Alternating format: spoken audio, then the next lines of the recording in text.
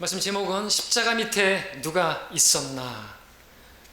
자, 오늘 우리는 십자가 밑에 모여든 많은 사람들을 만나보고자 합니다. 우리는 십자가 위에서 무슨 일이 있었는지 잘 알고 있습니다. 그렇기 때문에 오늘 우리는 우리의 눈을 그 십자가에서 돌려서 십자가 아래 있는 사람들에게로 우리 이목을 집중해 보려고 합니다. 실제로 십자가 밑에는 많은 사람들이 있었습니다. 20절을 보시면 그때 많은 유대인들이 이 명패를 읽었으니 라고 되어 있습니다.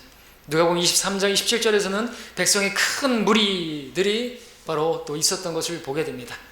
여러분들 가톨릭 그림에서 보는 것처럼 십자가가 있는 곳에는 황량하고 로마 병사 몇 명 있고 그런 게 아니에요. 많은 사람들이 그 십자가 아래 있었던 것이죠. 그런데 그 많은 사람들이 예수님의 십자가를 대하는 그 모습은 천태만상이었습니다.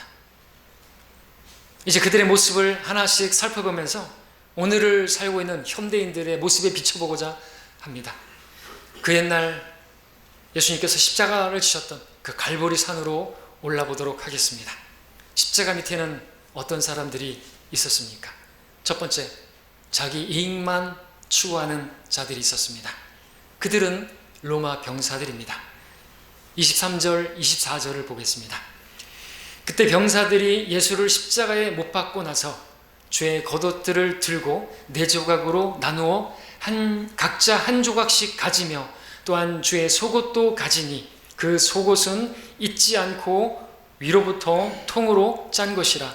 그러므로 그들이 서로 말하기를 그것은 찢지 말고 누가 가질 것인지 제비를 뽑자 하니 이는 그들이 자기들끼리 내 옷을 나누고 내 속옷도 제비를 뽑나이다 라고 말한 성경이 이루어지랍니다.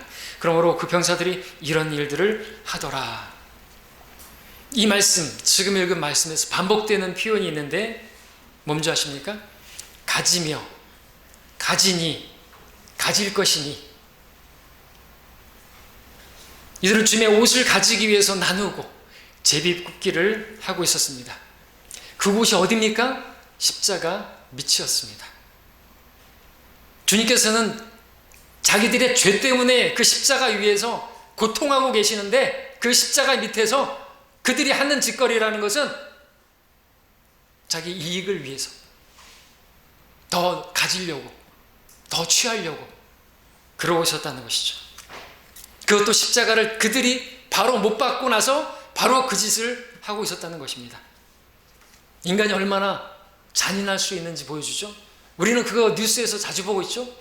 자기 자식을 어떻게 죽이고 누구를 토막내 죽이고. 인간은 죄인입니다. 우리라도 그런 환경이 주어지면 그럴 수 있어요. 그게 죄인이에요. 아담의 타고난 성품을 지니고 태어났기 때문에 그렇다는 것이죠. 여러분, 로마 병사들이 예수님께서 십자가에서 어떤 고통을 당하고 있는지 모르는 사람들이 전혀 아닌 것이에요. 마가복음 15장 23절에 따르면 그들은 모략을 타진 포도주를 예수님께 주어 마시게 하려고 했어요. 지금 안 마셨지만 그게 뭔지 아십니까? 마취제 같은 것이죠. 그러니까 이들은 주님의 고통에 대해서 모르는 사람들이 전혀 아니었던 것이죠. 그럼에도 이들이 예수님 십자가 밑에서 뭘 하고 있었던 것입니까? 주님의 옷을 나눠 가지고, 그리고 속옷은 나눌 수가 없으니까 제비뽑기를 해가지고. 여러분, 당시에 옷은요 귀했습니다. 사형수의 옷이라 할지라도요 그것을 가질 수 있는 권리가 그 형 집행하는 로마 병사들에게 있었습니다. 귀한 것이에요. 옷은. 우린 지금 옷 막 버리고 버린 옷을 저기 동남아나 그런 사람들이 또 입고 그러죠. 우리는 행복한 줄 아셔야 돼요. 우리가 버린 옷을 입는 사람들이 있단 말이죠. 자, 이들은 십자가에 달리신 예수님 너무나 가깝게 예수님과 있는데 예수님에 대해서는 관심이 전혀 없고 자기 이익만을 추구하고 있었습니다. 정말 죄인이죠. 단지 예수님 몸에서 벗겨낸 그 옷들을 가지고 제비뽑기나 하고 있었던 것이죠. 오늘날 어떻습니까? 오늘날도 십자가 밑에서 이런 짓을 하는 사람들이 많이 있는 것이에요. 십자가 위에서 고통하시고 죽으신 주님은 자신을, 생명을 자기를 위해서 내어주셨는데 그런 주님에 대해서는 안중에도 없고 그저 자기 욕심 채우기에만 바쁜 그런 사람들이 많다는 것이죠. 어디에서요? 십자가 밑에서요. 십자가가 교회 건물에 세워져 있는데 그 밑에서요. 모인 사람들이요. 여전히 그 옛적 십자가에서 그 밑에서 이뤄졌던 일이 똑같이 오늘도 벌어지고 있어요. 십자가 밑에서요. 교회 건물에는 십자가가 달려있는데 그 안에 모인 사람들이요. 어떻게 하면 더 먹을까? 더 가질까? 예수님 덕에 한번 뭘 가져볼까?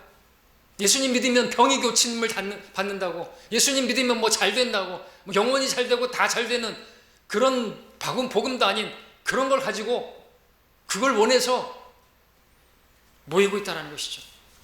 그들이 모인 곳이 어딘데요? 십자가 아래. 그 옛적 십자가 밑에 모였던 로마 병사들이 하고 있던 그 자기 이익들을 위해서 그렇게 제비 뽑고 하는 그 모습이 똑같이 오늘도 보여지는 것이죠. 교회 다니는 목적이 자기 사업의 발전 수단인 사람들이 있습니다. 어떤 사람들은 결혼을 목적으로, 어떤 사람들은 자녀 대학 합격을 목적으로, 어떤 사람들은 직장을 얻기 위해서, 어떤 사람들은 병고침 받아보려고, 어떤 사람들은 가정의 행복과 평화를 위해서 그런 목적으로 교회라는 곳들을 찾는 현실이 있던 것이죠. 이들은 자신의 이익을 위해서 온통 관심이 쏠려 있을 뿐 예수님의 죽으심에 관해서는 전혀 관심이 없어요. 이들은 마치 상갓집에 조문하러 와가지고 고인에 대한 슬픔 같은 것은 전혀 마음에 없고 자기들끼리 화투나 치면서 돈 따먹는 재미만 보다가 돌아가는 사람들 마냥 오늘도 십자가가 세워진 교회라는 곳들에 와서 자기 욕심 채우려고 제비 뽑는 그런 사람들이 있는 것이죠. 지금 교회들에는 신년만 되면 제비 뽑기를 진짜 하잖아요. 그래서 성구가 적힌 것을 그거를 또 받으려면 돈도 내야 된대요. 특별헌금 내야 돼. 그래서 제비 뽑고 1년에 한번, 그것이 하나님께서 자기 1년 동안 주신 말씀이라고, 무슨 부적과 같이 말이죠. 무슨 목적으로 하는 거예요? 다 이익을 목적으로 하는 것이죠.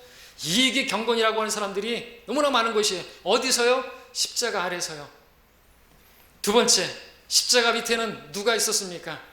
직업적인 종교인들이 있었습니다. 자기들의 배인, 먹고 살기 위해서 종교인들이 있었죠. 19장 21절을 보십시오. 그때 유대인의 선임 제사장들이 빌라도에게 말하기를 유대인의 왕이라 쓰지 말고 자칭 유대인의 왕이라 쓰소서라고 하니라. 이들 종교 지도자들, 우리가 아는 것처럼 또 오전에 봤던 것처럼 이들에 의해서 예수님이 십자가에서 죽임을 당하셨죠. 19장 15절을 보시면 그들이 소리지르 이르기를 처단하소서 처단하소서, 그를 십자가에 못 박으소서라고 하더라. 빌라도가 그들에게 말하기를 너희 왕을 내가 십자가에 못 박으려나 하니 선임 제사장이 말하기를, 그들이 말하기를 카이사르에게 우리는 왕이 없나이다 라고 말하고 있는 것이. 자, 여기서 선임 제사장들만 나오고 있지만 우리 마태복음 27장에 이제 가서 또 보겠습니다. 거기서 몇 구절을 볼 테니까 27장 41절 가서 보시면요,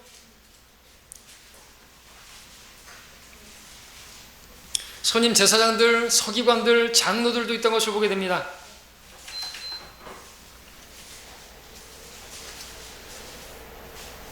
자, 읽겠습니다.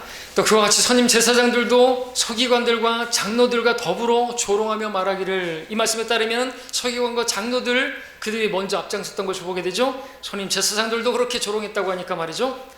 자, 이들이 백성을 현혹해가지고 예수님을 십자가에 처형하도록 소리지르게 했습니다. 군중들을 그렇게 했던 것이죠. 27장 20절을 보시면 그러나 선임 제사장들과 장로들이 무리를 설득하여 바라바를 원하고 예수를 죽게 하라고 그렇게 기략을 꾸민 것입니다. 자, 그러면 왜 이 사람들은 예수님을 십자가에 그렇게 못 박아 죽이고자 했던 것입니까? 그 이유는 빌립보서 3장에서 말씀하고 있는데, 그들의 하나님은 자기들의 배요, 그들의 영광은 자기들의 수치 속에 들어있고 그들은 땅의 것들을 생각하느니라 말씀하고 있는 것입니다. 자기들의 배예요. 먹고 살기 위해서 예수님이 계시면 안 되는 거예요. 예수님이 십자가에 못 박아버리는 것이죠. 지금 라오디케아 교회는 어떻습니까? 말씀대로 안 하죠? 주님께서 바깥에 나가 계시죠? 그래서 거기 안에 교회를 문을 두드리고 계시죠? 내가 좀 들어가자, 나와 교제하자. 예수님을 바깥으로 내보내 버렸어요. 왜요? 자기들 먹고 사는데 문제 없거든요. 부자고 부여하고 아무것도 부족한 것이 없는 라오디케아 교회예요. 예수님을 내쫓아버려야 돼. 왜? 그래야지 삼박자 축복 얘기하고, 그래야지 잘 먹고 잘 살는 그런 얘기하면서 사람들 이익을 주게 해서 이익을 경건으로 삼는 그런 사람들, 그런 것을 원하는 사람들에게, 그래서 더 많은 사람들을 모을 수가 있는 것입니다. 자기들의 배가 하나님인 것을 이 종교 지도자들은요, 또 어디서 보여주냐니까 예수님께서 부활하셨을 때 보여주는데, 이들은 예수님 부활을 확인하고도 돈을 줘가지고 거짓말을 하겠습니다. 28장 가서 보시면 12절 13절 보십시오. 그들이 장로들과 함께 모여 의논하고 경비병들에게 많은 돈을 주면서 말하기를, 너희는 그의 제자들이 밤에 와서 우리가 자는 동안 그를 훔쳐갔다고 말하라. 자, 이런 사람들이 십자가 밑에 있었습니다. 왜 있었던 것입니까? 이들에게 십자가는 어떤 의미였을까요? 이들에게 십자가는 자기들이 먹고 사는 일을 지속해 줄 수 있는 수단, 그 이상도 그 이하도 아닌 것입니다. 십자가가 뭐예요? 자기들이 먹고 사는 자기들의 그 철밥통을 지켜주게 하는 수단밖에 아닌 것이에요. 그렇게 예수님을 십자가에 못 박아 버려야, 예수님을 없애버려야 자기들이 먹고 사는데 지장이 없는 것이거든요. 이들이 주님의 십자가를 바라보면서 배를 두드리는 모습을 그려보십시오. 그대로예요. 실제로 주님의 십자가는 죄인들을 구원하기 위해서 그렇게 세워진 십자가라서 그 십자가를 믿는 마음으로 바라보기만 하면 누구나 구원을 받을 수 있는데도 종교 지도자들은 그들의 십자가는 한낱 자기들의 직업을 보장해주는 수단, 그것밖에는 아니었던 것이죠. 그런데 그런 일이 그의 적 예수님의 십자가 아래만 있었는 것인가? 아니라는 것이죠. 지금도 마찬가지입니다. 오늘날도 수많은 종교 지도자들이 십자가를 자신들의 돈벌이로, 그 수단으로 전락시키고 있는 것입니다. 십자가를 세워놓고 교회라는 간판을 걸어놓고 돈벌이하는 거짓 목사들이 얼마나 많은 것입니까? 십자가로 돈벌이하는 일에는 어떤 일이 있습니까? 성경에도 없는 면죄부라는 걸 팔아먹고 구원을 준다고 하는 그런 일들이 그것이죠. 지금도 천주교에서는요, 핸드폰 액세서리 같이 생긴 것을 갖다가 팔게 하면서 그것이 면죄부, 그 죄를 줄 때마다 그걸 사면 되는 것이에요. 신부한테 가가지고 이제 고해성 사는 것으로 죄가 용서되는 게 아니고 또 돈 내고 그것도 사야 되는 것이에요. 면죄부, 현대판 면죄부예요. 전에 한국교회에서는 세례받은 교인들 숫자를 세보니까 꽤 돈이 되겠거든요. 그래서 세례세를 거뒀는지 모르겠지만 거뒀죠. 성경에도 없는 직분을 만들어서 그걸 주면서 헌금 내게 하는 것이라든지, 여자 목사 안수를 미끼로 여자에게 성직자라는 직업을 팔아먹는 신학교라든지, 교회 시대에 있을 수 없는 신유, 축사, 방언 같은 걸 하게 함으로써 교인들을 모으는 것이라든지, 성경에 없는 크리스마스, 부활절, 사순절 같은 것들 만들어서 교인들을 모으러 가는 일이라든지, 새벽기도, 금식기도, 철야기도 같은, 그래서 정성을 많이 쌓기만 하면 복받는다고 하는 설교하는 일이라든지, 11조만 하면 축복받는데 전혀 문제없다고 하는 그런 설교라든지, 병개된 개혁성경 팔아먹다가 판권 시효가 만료가 되니까는 돈 이제 더 팔아먹기 위해서 개정판 만들어낸 것이잖아요. 다 알고 있잖아요. NIV도 마찬가지입니다. 미국에서 포르노 잡지를 제일 많이 판매하는 출판사에서 만들어낸 것이 NIV예요. 왜 만들어낸 것입니까? 돈이 되거든요. 성경에 보니까 이익을 위해서 성경을 병개시키기도 하는데, 이익을 위해서요. 미국에는 성경 시장이 넓어요. 그래서 하나 만들어내면요, 기본적으로 팔리는 양이 있단 말이죠. 돈 때문입니다. 돈 때문에. 뭐 믿음을 위해서가 아닌 것이죠. 자, 그런 목적으로, 그것처럼 오늘날도 종교 지도자들에게 있어서는 십자가는 자기들의 배를 섬기게 해주던 장소, 오늘 마찬가지라는 거죠. 먹고 살기 위해서 교회 간판 걸어놓고 그렇게 목회하는, 세상 사람들이 말하잖아요. 먹사라고. 먹고 살기 위해서 하는 그 뜻이죠. 자, 세 번째, 십자가 밑에는 누가 있었던 것입니까? 주님을 조롱하며 지나가던 사람들이 있었습니다. 27장 마태복음 39절 40절입니다. 지나가던 사람들이 머리를 흔들며 주를 모독하여 말하기를, 성전을 헐고 3일 만에 짓는 자여, 내 자신을 구원하라. 만일 내가 하나님의 아들이거든 십자가에서 내려오라고 했죠. 지나가던 사람들 모독했습니다. 예수님 십자가 밑에서 말이죠. 이들은 예수님께서 자신을 스스로 구원할 수 없다고 조롱했습니다. 그러나 그렇게 하실 수가 있으셨죠. 내려오시면 어떻게 하죠? 우리의 죄들이 용서가 안 되는 것입니다. 근데 예수님께서는 자신을 스스로 구원하려고 하지 않으셨어요. 왜냐하면 우리들을 구원하시기 위해서, 자신의 스스로 구원할 수 있음에도 불구하고 자신의 모든 걸 내려놨다는 것이죠. 마찬가지죠. 우리도 여기서 배워야 되는 것은, 우리도 나 자신의 권리를 내려놓고 나 자신의 생명을 내어놓을 수 있어야 다른 사람들을 구원할 수가 있습니다. 여전히 내 생명을 붙들고 있고 내 자존심을 붙들고 있고 그러면은 다른 사람들을 구원할 수가 없다라는 것입니다. 내 체면 그까짓 게 뭐예요? 예수님은 십자가에서 다 벗겨져서 속옷까지 벗겨져서 그렇게 십자가에서 벌거 벗겨져서 앞에 여자들도 있는데 그런 수치도 당하셨는데 우리 복음 전하는 게 뭐가 그렇게 부끄러운 것입니까? 양복 입고 전하는데 뭐가 부끄러운 것이에요? 우리 십자가의 수치를 짊어지고 나가자고 말씀하시지 않습니까? 자, 주님께서는 고통과 조롱 속에서도 스스로를 구원하지 않으신 이유는 죄인들인 우리들을 구원하기 위함이었습니다. 갈라디아 3장 13절에서 예수님께서는 우리를 위해서 친히 저주가 되셨다고 말씀하셨습니다. 나무에 매달린 자는 저주를 받은 것입니다. 저주가 되신 거예요. 죄의 화신이 된 것입니다. 근데 지나가던 사람들은 아무것도 모르는 영적 소경들이라 무지한 자들이라 조롱한 것이죠. 자, 오늘날도 마찬가지입니다. 수많은 사람들이 십자가 밑에서 똑같이 모욕과 조롱을 하면서 지나가는 그냥 지나가는 사람들로 지금도 있는 것이죠. 우리가 거리에서 십자가의 복음을 증거하면은 우리 거리 설교자들, 개인 구령자들 그들 옆을 그냥 지나갑니다. 지나쳐가기만 합니다. 그러면서 그들은 조롱합니다. 지나가면서 조롱합니다. 예수가 밥 먹이주냐? 천국 가봤냐? 보여주면 믿겠다. 예수를 믿는지 내 주먹을 믿겠다. 아유, 코로나 걸려가지고 빨리 가지. 코로나 걸려가지고 그렇게 빨리 가려고 그렇게 모이는구나. 뭐 별소리를 다 하죠. 조롱하고 있는 것입니다. 그들은 십자가가 자기 인생에 아무런 도움도 안 된다고 코웃음 치면서 지나가는 것이죠. 그들이 누굽니까? 그들은 누굽니까? 바로 그 옛적 예수님의 십자가 밑에서 조롱하면서 지나가던 그 사람들과 똑같은 사람들을 우리는 보고 있는 것이죠.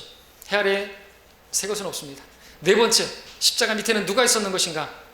지나가다가 십자가를 지게 된 쿠레네 시몬이 있습니다.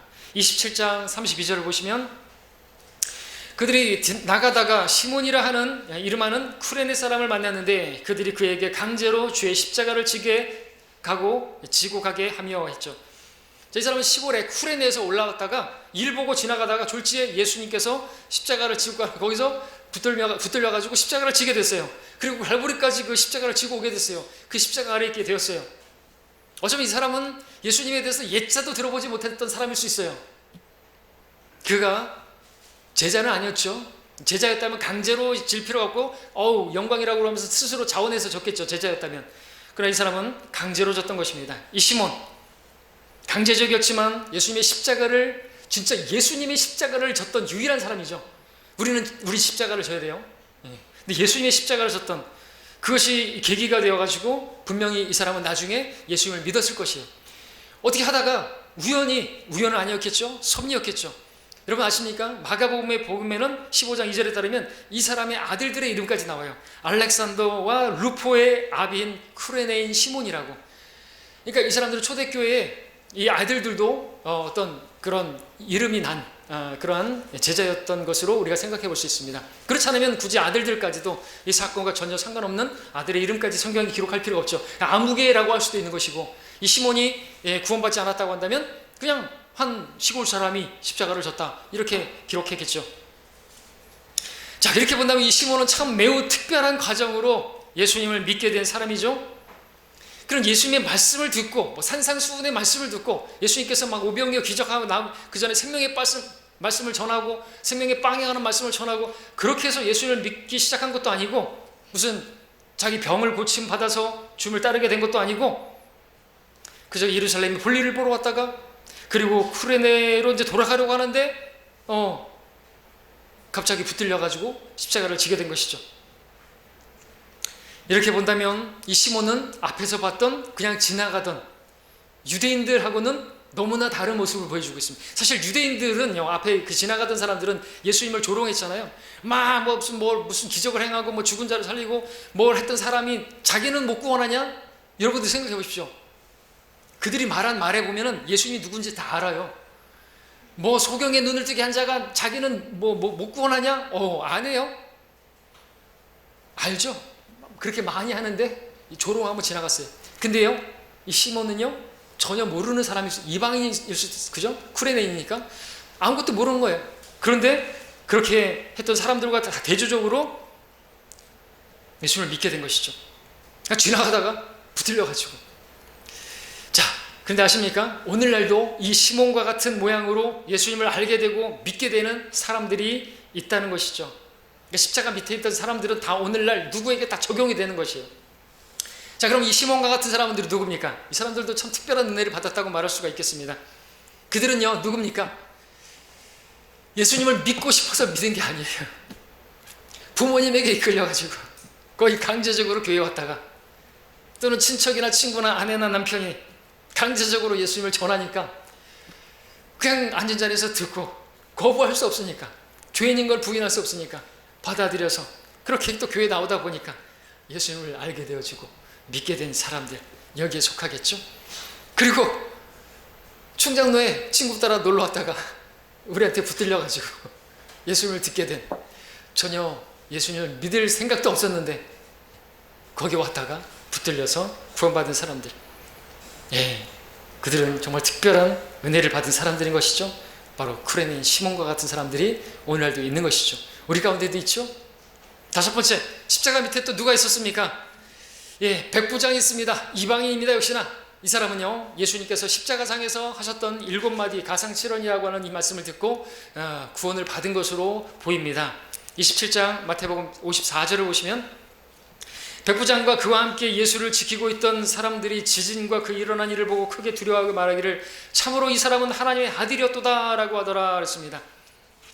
또 마가복음 15장 39절에서는 주의 맞은편에 서서 주께서 그렇게 소리 지르고 숨을 거두시는 것을 본 백부장이 말하기를 참으로 이 사람은 하나님의 아들이었도다 그랬습니다. 그러니까 누가복음하고도 이렇게 또 비교해보면 예수님께서 큰 음성으로 소리치시고 요한복음에서 말씀하셨던 그 다 이루었다 말씀, 그리고 아버지여 내 영을 의탁하나이다 이런 말씀을, 그런 음성을 듣고 나서 지진이 일어나고 그러는 사이에 백부장이 고백한 것이요, 참으로 하나님의 아들이었다라고 말이죠. 자, 그렇게 주님께서 소리쳐서 외치시고 그렇게 숨을 딱 거두시니까 뜻밖의 일이 생긴 것이죠. 십자가 밑에서 백부장이 예수님을 하나님의 아들로 고백한 것이죠. 놀라운 신앙 고백을 한 것입니다. 이 백부장은 구원받은 것이죠. 요한일서 말씀들에 따르면 구원받은 것이에요. 누구든지 예수를 하나님의 아들이라 시인하면 하나님께서 그 사람 안에 있고 그도 하나님 안에 거하느니라. 예수께서 하나님의 아들이심을 믿는 자 외에 세상을 이기는 자가 누구냐? 우리 아까 기도하셨던 것처럼, 그렇죠. 예수님께서 하나님의 아들이신 것을 믿으면. 자, 근데 이 백부장 어떻게 예수님을 믿은 것입니까? 그렇게 하나님의 아들로 놀라운 고백을 할 수가 있었던 것입니까? 이 사람은 누구보다 십자가에 가까이에 있었던 것이죠. 예수님 십자가상에서 하셨던 그 7마디의 말씀을 다른 누구보다도 더 가까이에서 잘 들을 수가 있었겠죠.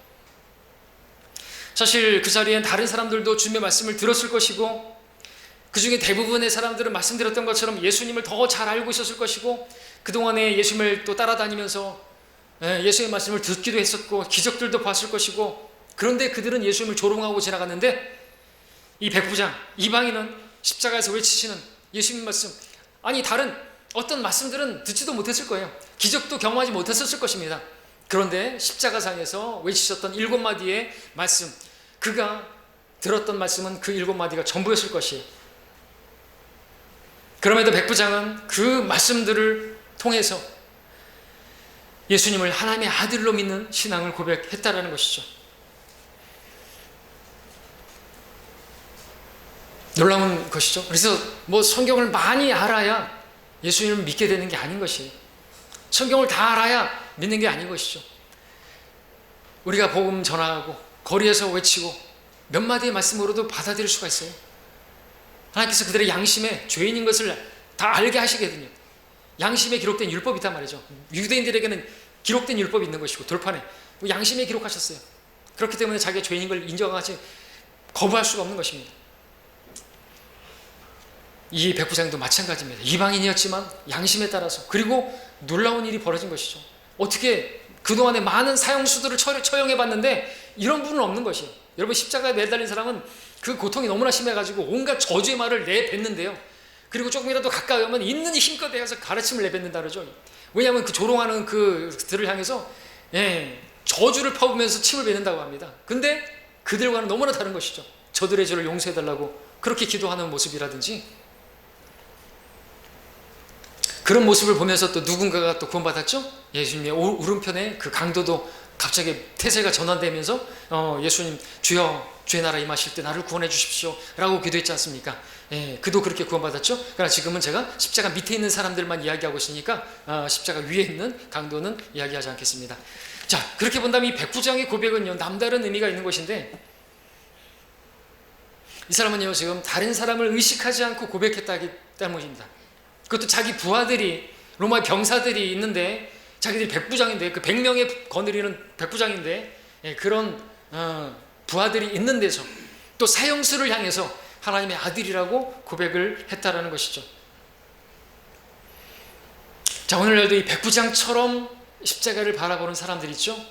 예수님에 대해서 많이 알지는 못하지만 몇 마디 성경 구절을 듣고 전도자에게서 듣는 그 개인 구령의 몇 마디 말씀, 죄인 의인은 없나니 없도다 라고 시작해서 한번 죽는 것은 사람들에게 정해진 것이고 그 뒤에는 심판이 있는 것 같이, 그러면서 누구든지 주 예수를 시인하면 마음으로 믿어 의에 이르고 입으로 고백하면 구원이 이르, 몇 마디 말씀으로 그들이 구원을 받는 일들이 있게 된다는 것이죠. 그러니까 많은 말씀이 필요 없는 것일 수가 있어요. 그렇죠? 그리고 그들도 이 백부장처럼 많은 사람들이 있는 곳에서 그들을 의식하지 않고 자신의 믿음을 고백하는 것을 보게 됩니다. 충장로 같은 데서 많은 사람들이 보는데도 상관하지 않고 어린아이처럼 그렇게 기도하는 그런들이 있는 것이죠. 그들이 누굽니까? 바로 백부장의 후예들이라고 할 수가 있겠죠. 여섯 번째, 십자가 밑에는 누가 있었습니까? 주님을 따라온 여인들이 있었습니다. 27장 55절 56절을 읽겠습니다.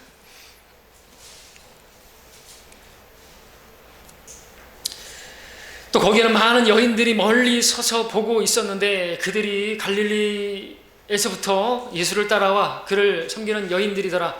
그들 가운데는 막달라 마리아와 야고보와 요새의 모친 마리아와 세베대 아들 자녀들의 어머니가 있더라.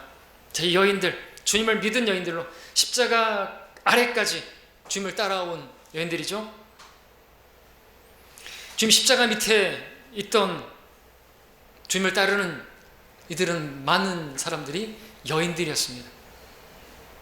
오늘날도 보면 남자들보다 여자들이, 오늘 우리 교회도 보면은 거의 8대2, 7대3이 자매님들이 많죠. 여성이 더 많습니다. 남성보다. 남성들은 분발해야 됩니다.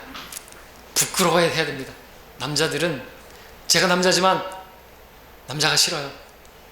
뭐 그렇게 잘났다고, 주먹을 믿는다고, 싫다 싫어, 그죠? 남자들 동의 안 하시나 봐요. 진짜 고집세고 그렇잖아요. 응? 그렇게 순종 안 하고 그렇잖아요. 자매님들보다 더 순종 안 해요. 사실 제가 남자로서 대표로서 얘기하죠. 그러면 하면 안 되지만, 자, 여인들 믿음 참 높이 평가할 수가 있습니다. 왠지 아십니까? 지금 사형수로서 예수님을 안다는 걸 지금 드러낸, 거기까지 온다는 게 쉬운 게 아니잖아요. 당시 여인들이 로마 병사들에게 그 사형수의 가족이나 친구나 친척이나 따르는 그러한 무리로 알려지게 되면 그들도 위험을 당할 수가 있어요. 그러니까 베드로도 예수를 모른다고 3번이나 부인한 거 아닙니까? 그리고 나머지 제자들 다 도망간 이유가 뭡니까? 이 십자가 밑에 왜 이들은 없는 것이에요? 그 제자들 어디 갔어요? 다 자기 목숨 두려워서. 근데 여인들은 왜 여기 나 있는 거예요? 다른 제자들은 지금 어느 집에 들어가가지고 무서워가지고 문까지 걸어 잠그고 있잖아요 지금.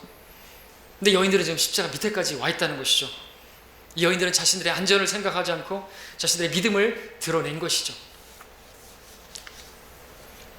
멀리 지켜보던 여인들도 있었지만 십자가 밑에까지 다가왔던 우리 요한복음 가서 보겠습니다. 요한복음 19장 25절, 이제 요한복음으로 다시 마무리 짓겠습니다. 19장 25절입니다.